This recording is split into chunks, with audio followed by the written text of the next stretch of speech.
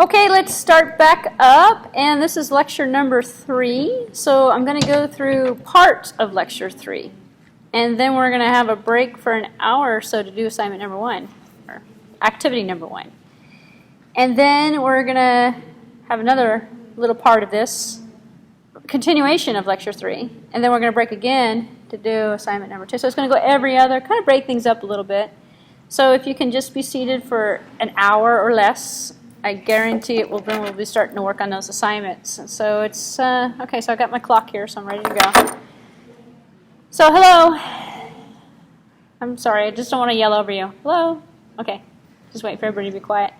All right. So this is what we covered before lunch, if you remember. We talked about different types of agents. We talked about rational and what it meant to be rational or irrational in terms of rational actions, and we defined the Turing test and we defined the definition of AI. So now what we're going to do is look at our first approach, which is really chapter, believe it or not, 3 of the book, and it's called searching. So searching algorithms. So the problem solving in terms of coming up with a search to find a solution for solving a problem. So what we're going to look at then is the introduction to problem solving as a concept, and the concept of searching. So I'm just going to cover problem solving right now. And then after we do a little break and we do the exercise, then I'm going into the concept of searching, because we have different types of searching that we do in AI that I'm going to be covering. So I'll also look at the concept of complexity before this lecture is over with, uniform searching, and informed and uninformed searching, by the way, not uniform. So the problem formation, the heuristics, the way we come around solving the problem through searching algorithms. So let's talk about problem solving. So here's your introduction to problem solving. Hello? Okay, so here's an example. It's a measuring problem. It's a very easy problem to solve, actually. In fact, by looking at this, if I look at the problem, it says, using these 3 buckets, measure 7 liters of water. I have one bucket that has 3 liters, one bucket that has 5 liters, one bucket that has 9 liters, and I want to start solving the problem. Not always going to be this simple. In fact, if it was this simple, I would not be writing an artificially intelligent solution to this, because it would not take any artificial anything. Actually, it doesn't really take that much intelligence either. Because if I had 7 liters, I'd probably pick this bucket here that said 9 on it and fill it up with 7 liters of water, because I know it's going to fit in that bucket. But what if we don't know and the problem space is bigger? So this is the problem space. It's the environment for which we're considering a solution. Problem is defined by 3 buckets. What if I had 3 million buckets? A little bit more complicated. So what if I didn't know maybe how many each bucket held? That would also be a problem. So this is very simplified to demonstrate the problem-solving approach. So the first thing we do is we come up with possible solutions, which is what we're doing in troubleshooting for most of the time. In fact, when you look at the Rubik's Cube as an example, which is another problem solving, the space on that's a bit bigger than the bucket problem here, or the Tower of Harmony, or whatever it's called. You take the pins and you go from one pin to another pin, and they have to put the plates on top of each other so that the big one's on the bottom. That's another problem solving approach, another problem itself. But in terms of the measuring problem, we usually go through the possible solutions. Solution number 1 would be to start in some particular order, like maybe left to right. And it's a searching problem, but it's also, kind of a good example of problem-solving technique. So in terms of one possibility, we would start out and we would have no water in A, B, or C. And then we would start with A, and we'd fill up bucket A with 3 liters, and we go, oh, that's as high as it goes. We can't go any higher. So then we go, okay, what about the next one? We could start out and skip A and go to C, and put 3 liters in there. We take those 3 liters and move them over to the 9-liter bucket. Or we can say, okay, now we have 3 and 3, because we took the water, we put it in the 3rd bucket, we took the 3rd bucket, we dumped it in the 9 bucket, because we were trying to fill it up all in one bucket. So we decided, okay, let's just start from the left and move to the right in terms of the sequence. And then we take the 3 from the A, and we dumped it into the 9-liter bucket. So now we have 6 over there in the 9-liter bucket. And then we go back and say, okay, let's fill it up again. This is using bucket A to fill it up, to transport from bucket A to bucket C. And so now we have 6 over there. And then now we take them, let's say we started with B, and we say, oh, give it another 3, and we have 6. And then eventually we have 3 and 3, we fill it up, and 5 and 1. And eventually we're going to get down to 7 liters because we have an odd number of bucket, and this is a 3, a 5, and a 9. We started with the second B bucket to kind of pick up a little bit of the extra volume that we needed. Not such a good solution, but it works. It is a solution. Not what I'd call an effective solution. Because if we took another alternative solution here and start with bucket B, so instead of starting with A, we're starting with B, and we're going to fill up B, and then we're going to basically do a similar process. I'm not going to go through it step by step, but I'll just kind of go to the end. You see there's fewer number of steps that we have to get to in order to reach the goal of having 7 over into the big bucket. So which one do you prefer? Probably solution number 2. How did you get to solution number 2? I have no idea.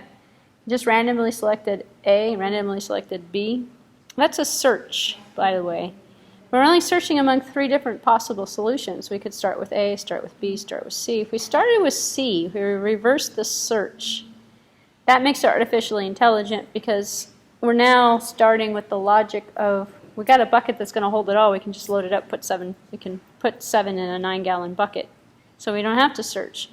But maybe we don't know ahead of time how much each one of them holds. Also, how do we know we're going to start left to right versus right to left? So some of it's guesswork, not very artificially intelligent, because intelligence and guessing are 2 separate things. So the solution in this particular case didn't come out on our first try. It may not come out in an artificial intelligence environment either. So what we do is we come up with this problem-solving agent. We call it an agent because this is the agent who's going to solve our problems for us. So we take the inputs, we define the environment space, and then we come up with a bunch of formulas or pseudocode or problem-solving approach. So this is what's referred to as offline problem-solving. Online problem-solving involves acting without complete knowledge of the problem in the environment. So if we were to do it offline, we would first take and measure each one of the buckets, and then we would know which one to start with. And then we'd know if we didn't have one that was big enough, we would find a combination. So you come up with the answer before you actually start implementing the solution. An online solution is one that happens in real time normally, which we don't normally get any control over. It just happens, and then we're dealing with the solution while we're finding it. Network attacks and network sniffing software and control, security access control and stuff is definitely an online solution. Every time the user puts their password in, if they do it 2 times, 3 times, lock them out. It could also be set algorithm in the system. So there's a kind of a fine line between what's the difference between implementing an algorithm and implementing an intelligent agent. Well, an algorithm is going to do a systematic, inefficient solution to the problem.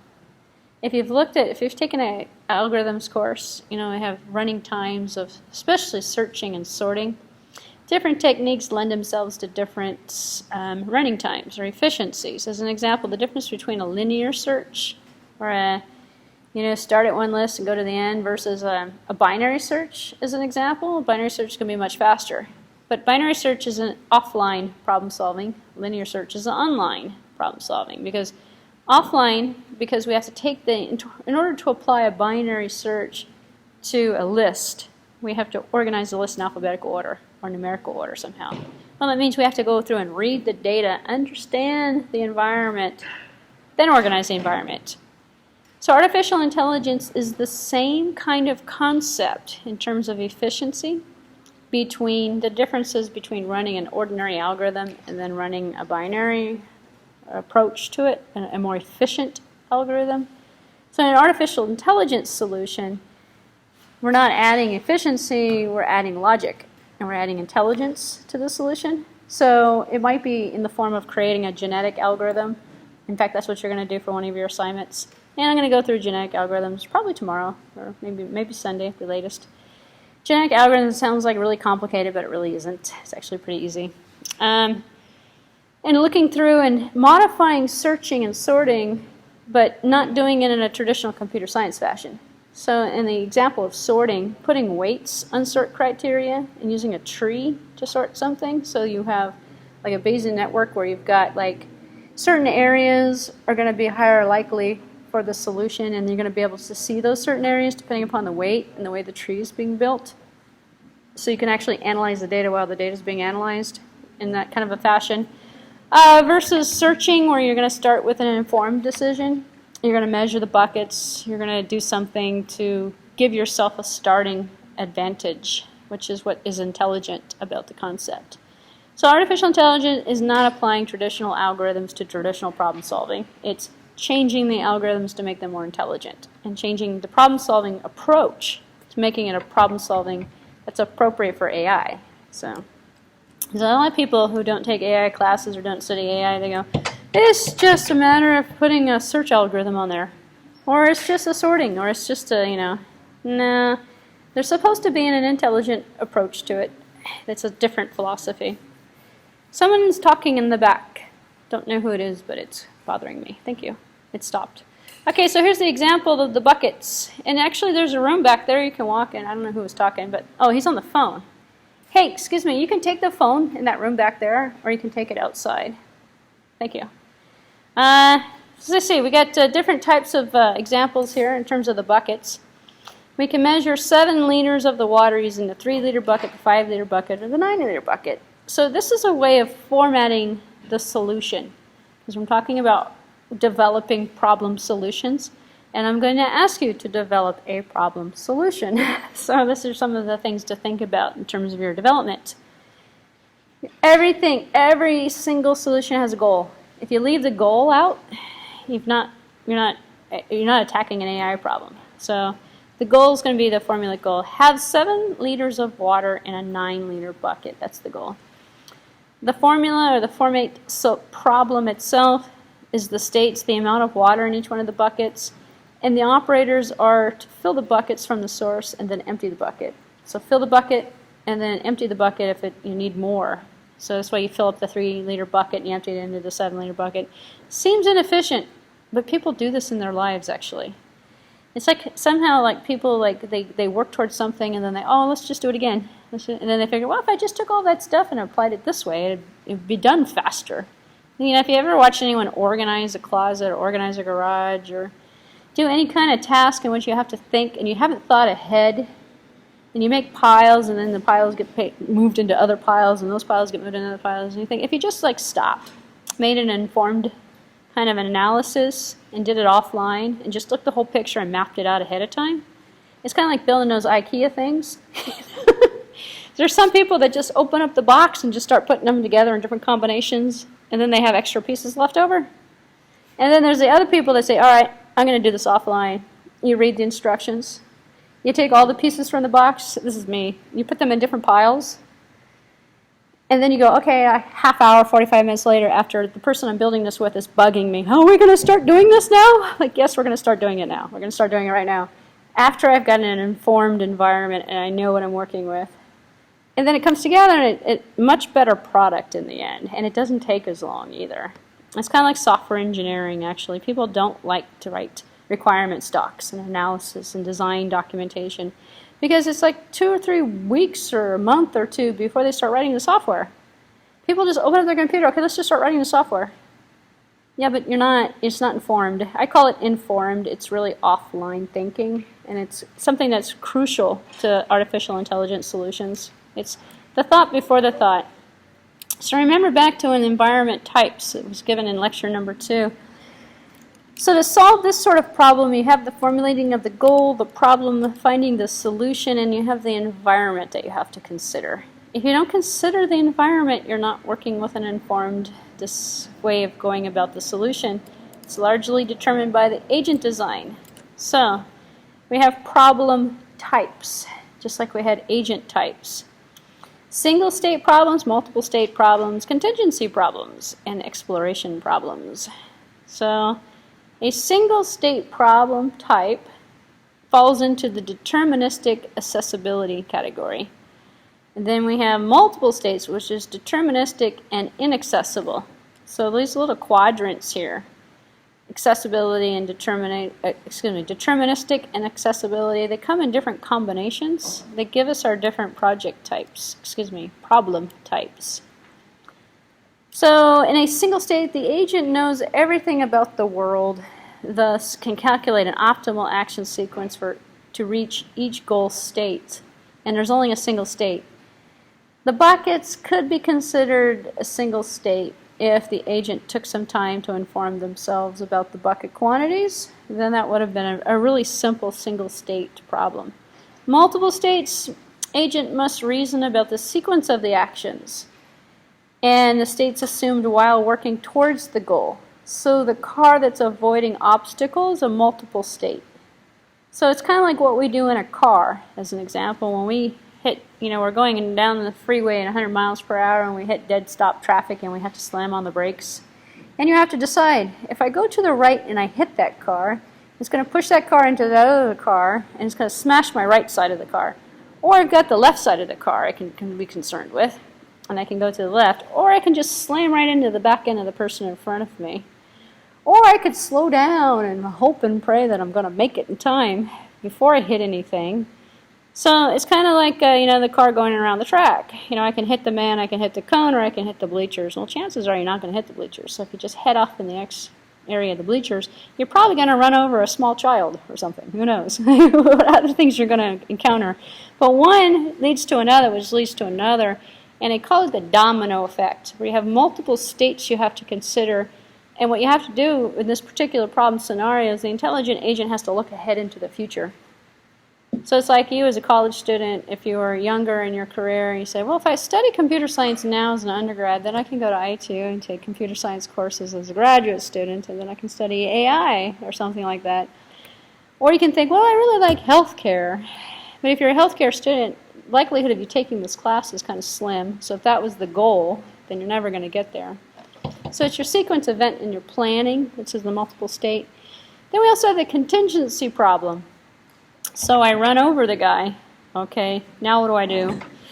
Step on the gas and go as fast as I can in the opposite direction and pretend like it wasn't me. So your contingency plan. What happens if I fail this class? I take it again. Yeah. So yeah, it must have sensors. So contingency problem must use sensors during the execution of the option. So you have to be able to identify what happened. And the solution is a tree or a policy that's going to be enforced. And often interleaved with searching and execution. So you're going to have to search again for another solution as a contingency to the first solution that you created. And it's not an avoidance, so you don't have to have contingency. Contingency happens as a side effect with multiple state problems. So some of these things actually work together.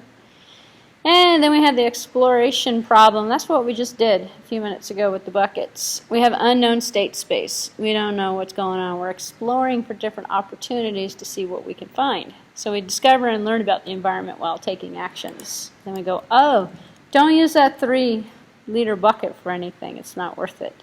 But if we only had 1 liter and we started out with the 3-liter bucket, we'd be done. There's no need to waste time looking at all of the other buckets. So sometimes the exploration can quickly find a solution where if you did an informed search, then it's going to take you a lot longer. It's kind of like if you had a binary search and you're applying a binary search to 10 items, probably going to take you longer than if you did a linear search on those 10 items because it's easier. You don't have that wasted time in the beginning to sort those 10 items. So this is the example that's actually in your textbook. It's the vacuum world. So it's a simplified world. There's 2 locations. Each may or may not contain dirt, and each may or may not contain a vacuum cleaning agent. So the agent in this example is the vacuum cleaner, and the vacuum cleaner's goal is to pick up the dirt.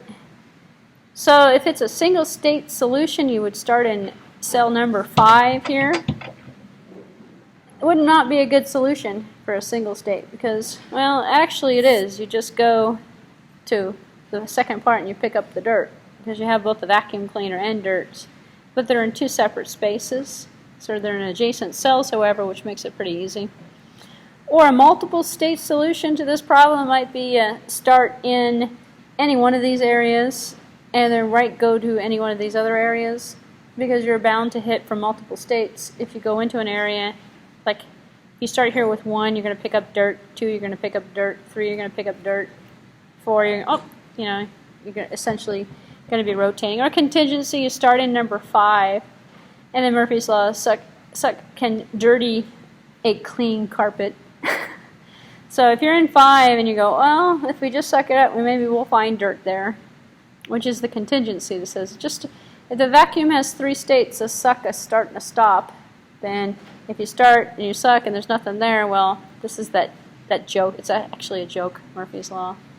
It says, if it's going to break, if it's not broke, or I don't even know Murphy's Law. I haven't heard Murphy's Law in years, but if you look it up, Google it if you're bored on the internet, go Murphy's Law. It makes no sense usually, but say that one more time. Something is about to go wrong. If it's going to go wrong, it's going to go wrong. If it's about to go wrong, Murphy's Law says that expect the unexpected. So even though there's no dirt there, there'll be dirt there. So the vacuum cleaner itself is going to make some dirt. Well, every time you turn on a vacuum, it makes dirt anyway. So it's like a car. If it's going to leak oil, you're going to turn it on. It's going to leak oil right there. So you should turn it on. Local sensing. So we can have dirt location only. We can local sense it, and then we'll have an informed decision. It says if we're in number 5 and we don't have any dirt, don't turn the sucking on. Move to another location. And that would give us a location sense. Where's the dirt? So we have this thing called the traveling salesperson algorithm that everyone learns as a computer science student. And I'm going to assume that you guys have heard of computer science. So some of you do come from business backgrounds. That's why I have to say that. This is an international European version of the traveling salesperson algorithm. Traveling salesperson algorithm, if you haven't heard it before, is one of the most complicated algorithms to solve. In fact, it doesn't lend itself very well to efficiency because the scenario is you got a guy who's got a briefcase full of product and he's trying to sell it. And he's going door to door and he wants to hit as many houses as possible and cover the most amount of city that he can in one day so he can make the most amount of money.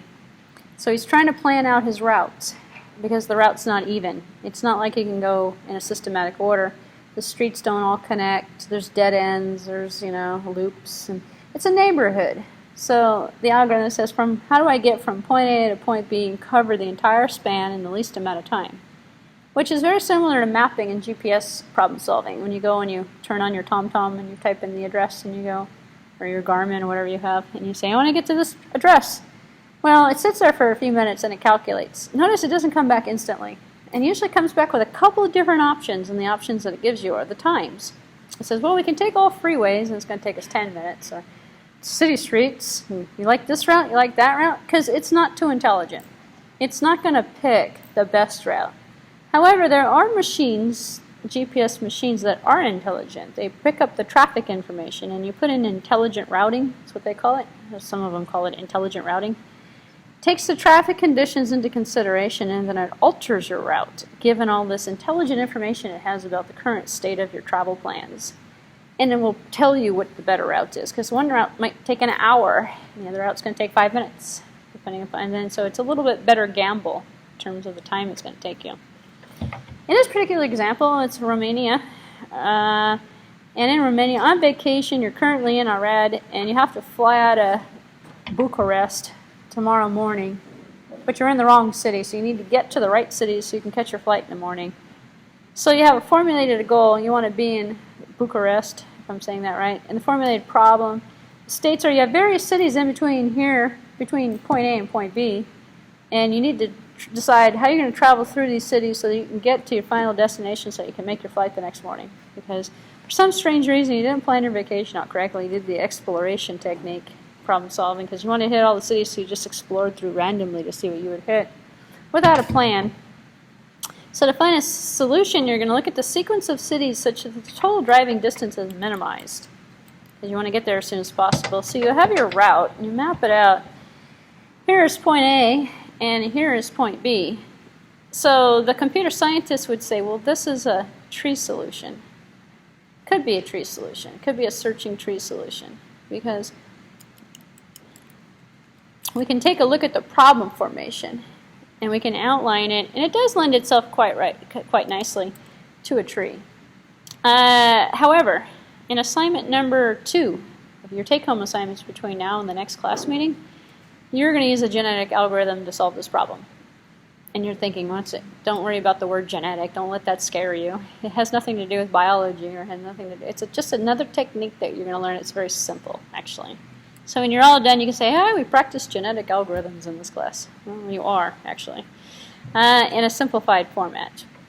But let me compare the two after I tell you what the tree solution is going to look like. It's a search tree. So here's the problem. So it's defined by 4 cities.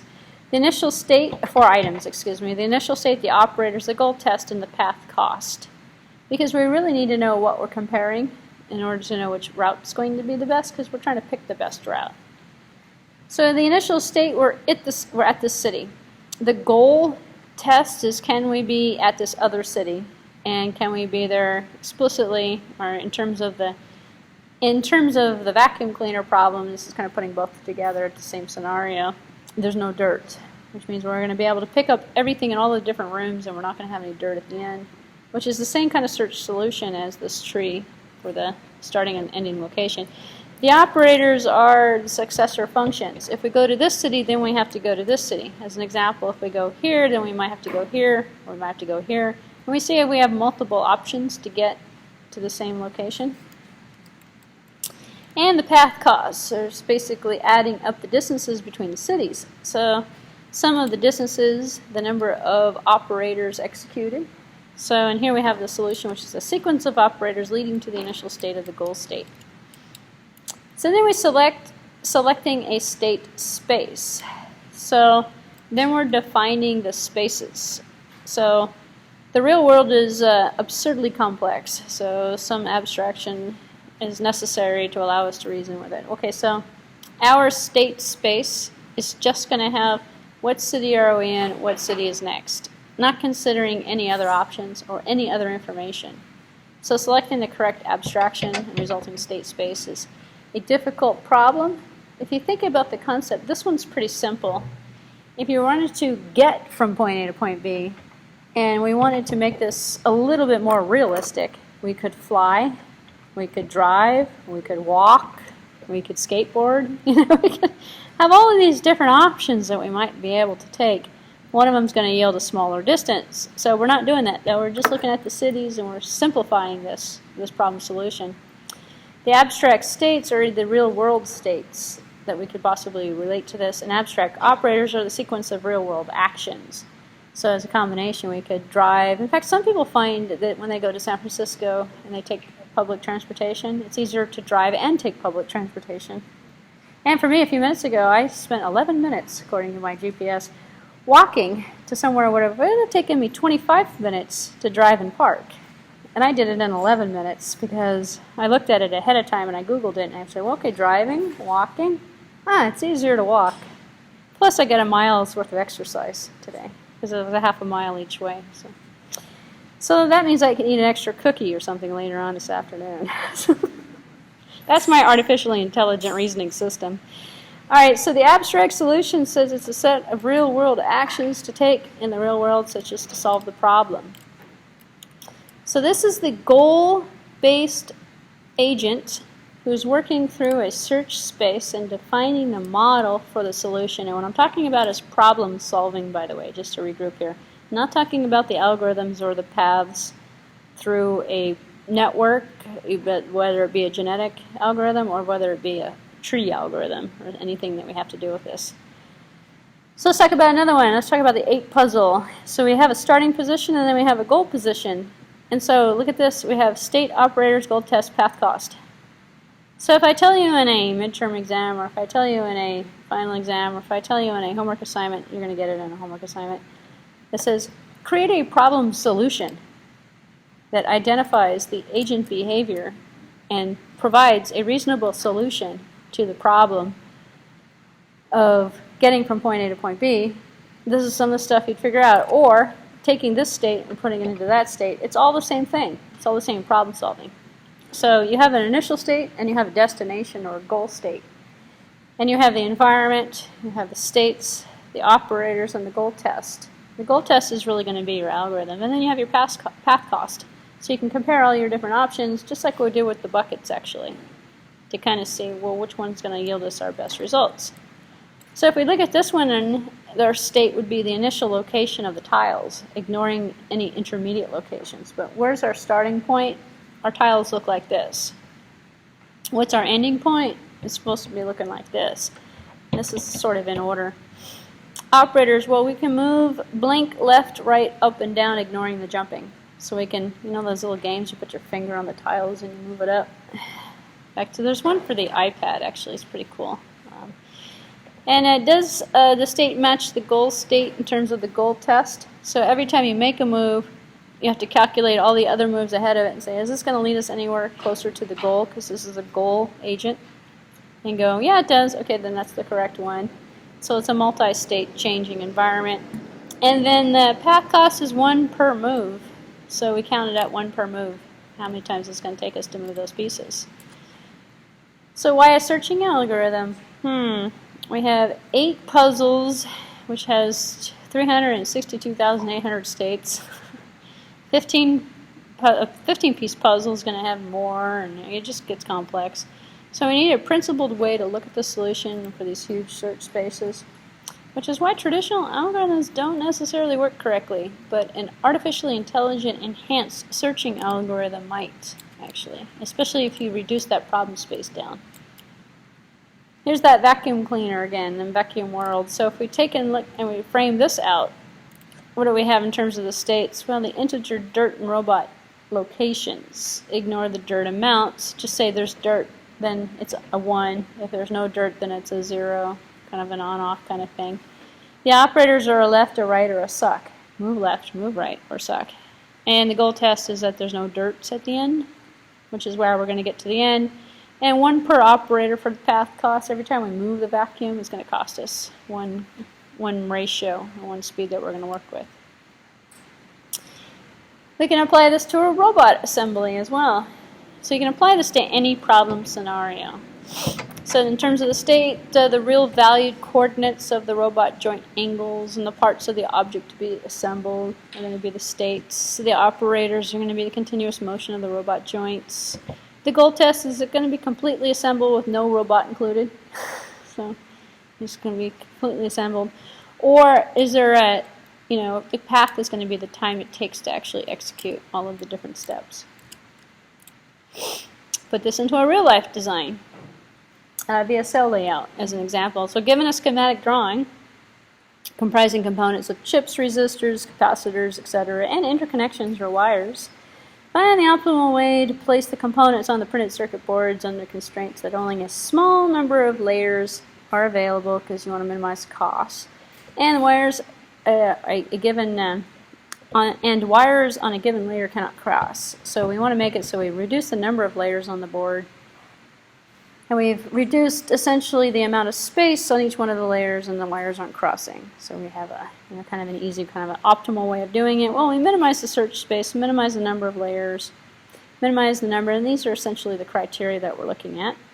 And minimize the number of vias, connections between one layer and another, minimize the length of such signal layers at the clock line, and distribute the heat throughout the board. You don't want the board to overheat. Certain components make up more room. So there's actually artificially intelligent programs that do this stuff, the VSLI design of boards that rearrange things in different configurations that you would not have even thought of, probably. So, not to say that this is a simplified concept, it's actually quite advanced, but there's design theories that say, okay, make this into one board. Take out all the layers and put it on one board. Well, the board's going to be pretty big. All right, put it into multiple layers. The board's going to be smaller.